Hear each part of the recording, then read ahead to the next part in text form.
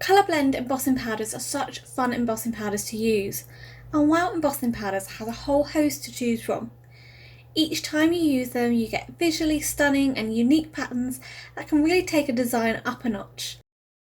Today I'm showing you 4 easy ways to use them in your paper crafting, but they would also make perfect powders for your mixed media projects.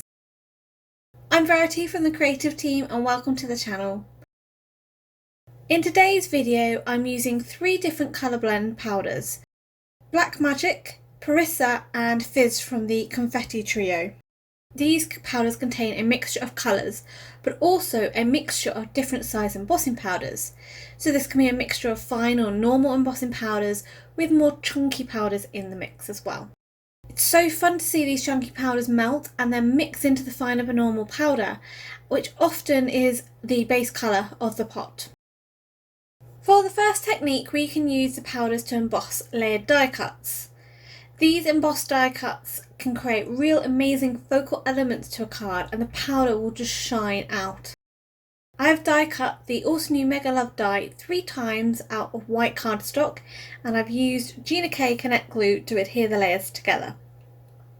Next I'm taking my clear ultra slow dry embossing pad from Wow and smooshing this onto the layered die cut, covering it in ink. The first powder I'm using is the Fizz colour blend from the Confetti trio.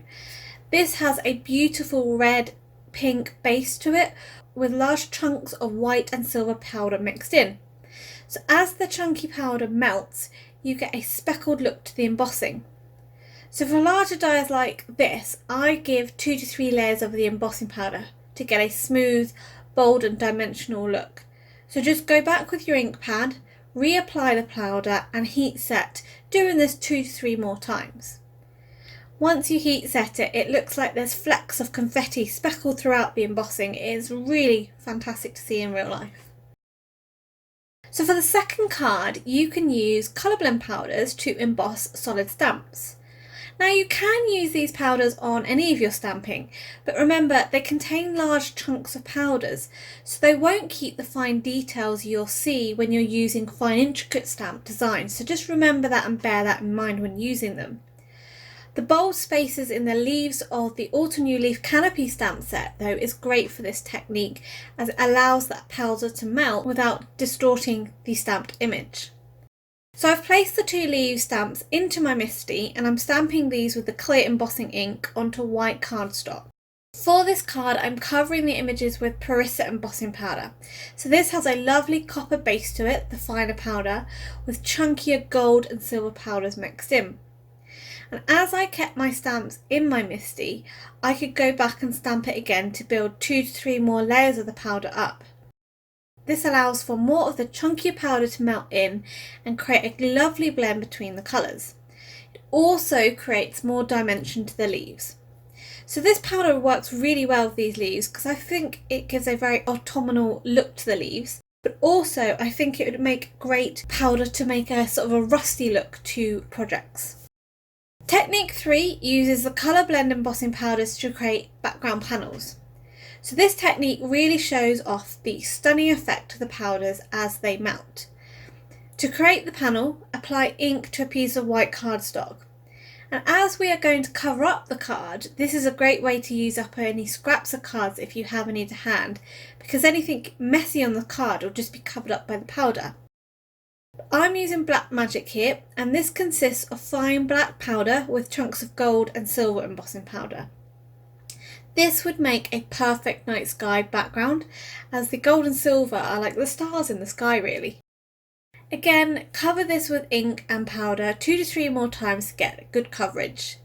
And I think this is my favourite powder out of the 3 because when it's melted, it's just so fun to see it watch and change with that colour of the silver and gold just starting to pop. The last technique for today is showing you that once you've created an embossed panel like we did in technique 3, you can then die cut from those panels.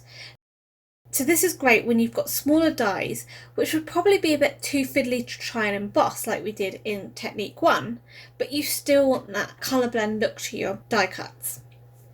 So I'm using the Altenew Fine Alphabet dies and my glass mat to spell out the word congrats, and then I'm using the lines on my mat to align the letters to make sure they're straight, and then placing a piece of washi tape over the top just to keep all the letters together.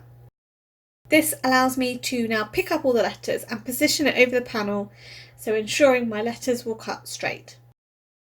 Once I've run this through my die cutting machine, I'm removing the letters but making sure that I keep the inners of the letters, for example in the A's and the O's. So to turn this into a card, I'm foam mounting the die cut emboss panel onto a white card base. Because we kept the inners of the letters, I'm just going back in and adding those back onto the card, adding a little bit of foam behind them to raise them up to match the background.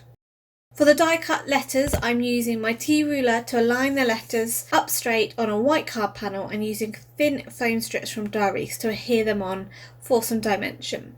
And this card panel was trimmed down to have an 1/8 of an inch border and adhered onto a white card base. So I finished both of those two cards off with some sentiments from the Altenew Leaf Canopy stamp set.